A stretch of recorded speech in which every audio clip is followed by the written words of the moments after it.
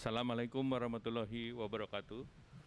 Salam sejahtera bagi kita semua yang kami hormati. Sini hadir mendampingi saya Ketua Umum Kadin Pak Arsyad beserta jajarannya dan juga Ketua Umum HIPMI Pak Maming dan Ketua Umum Apindo beserta ketua-ketua asosiasi. Urusan dalam rapat yang dipimpin oleh Bapak Presiden. Bapak Presiden menyampaikan terkait dengan perkembangan penanganan COVID dan pemulihan ekonomi, dan Bapak Presiden juga memberi catatan walaupun penanganan COVID sudah turun dibandingkan beberapa waktu yang lalu, bahkan angka kasus aktif sudah di bawah 10.000 per harinya dan secara akumulasi sekitar di bawah 150.000,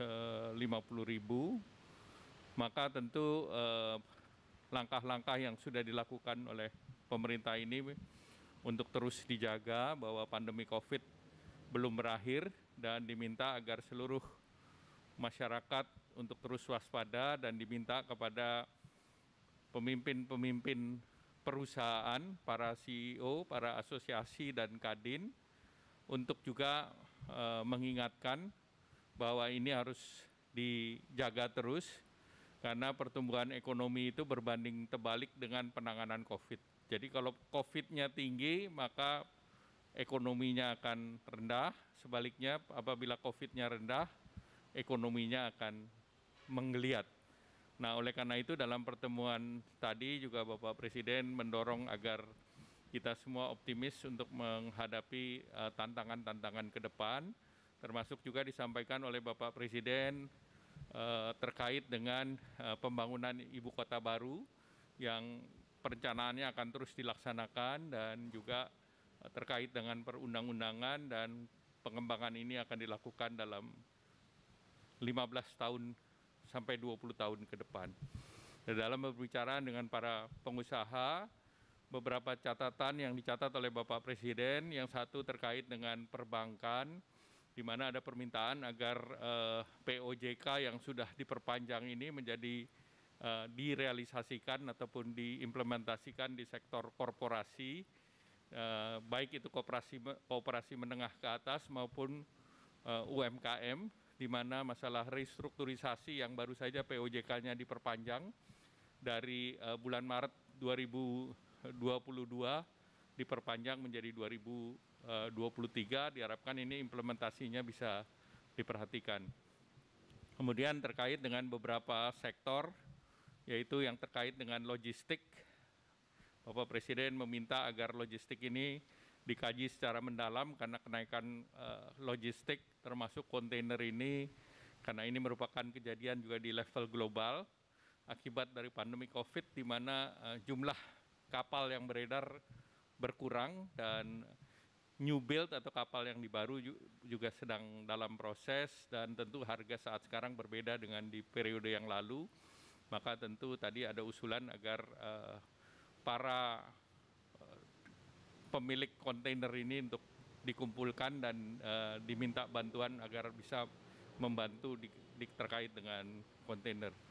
Beberapa hal lain terkait sektor retail, tentu pemerintah sudah memberikan beberapa pembebasan, termasuk PPN ditanggung pemerintah, dan sektor retail tentu masih meminta beberapa juga fasilitas lain yang terkait juga dengan PPH, dan pemerintah akan mencatat dan mengkaji. Terkait hal-hal teknis lain, terkait dengan royalti musik diminta untuk ditinjau untuk basis perhitungan pembayaran royalti. Nah, itu Bapak Presiden juga akan meminta teknis, Kementerian Teknis untuk menghitung. Demikian pula terkait dengan pengembangan berbasis waralaba yang diminta dilakukan. Nah, Bapak Presiden juga meminta agar regulasinya disesuaikan agar lebih fleksibel. Dan kemudian tentu berharap pada para pengusaha untuk terus semangat untuk melakukan peningkatan usahanya, dan tentunya ini adalah momentum. Sesudah di kuartal kedua kita naik 7,07, dan sesudah penanganan COVID kita lebih baik dari berbagai negara lain, termasuk Indonesia ini bukan 10 besar negara yang angka COVID-nya tinggi dan angka vaksinasi kita juga sudah relatif di atas 107 juta vaksin, maka tentu kedepannya adalah bagaimana kita mendorong para pengusaha ini untuk terus meningkatkan kegiatan ekonominya sehingga angka pengangguran bisa kita turunkan. Demikian, Pak Ketua Umum Kadin mungkin ingin ada yang disampaikan, silakan.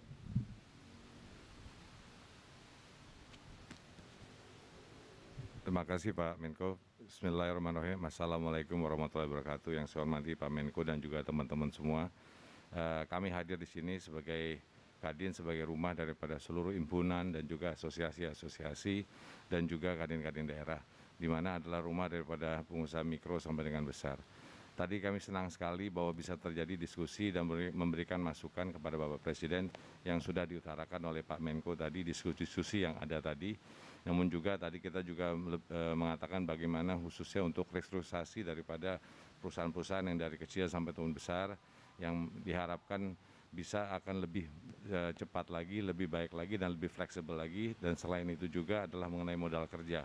Bagaimana supaya upaya bisa memberikan modal kerja pada pengusaha dari yang mikro, kecil sampai yang besar, bagaimana bisa lebih fleksibel juga dengan keadaan situasi posisi pada saat ini.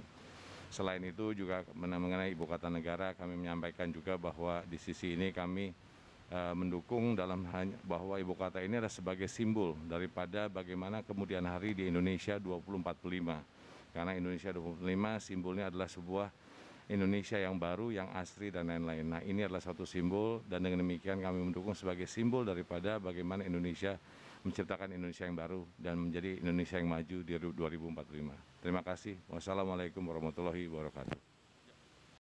Saya hanya cerita ini untuk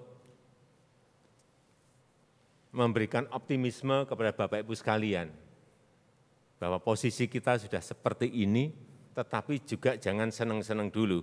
Jangan euforia, bekerja ya, tapi jangan terlalu euforia, kemudian lepas ini, kemudian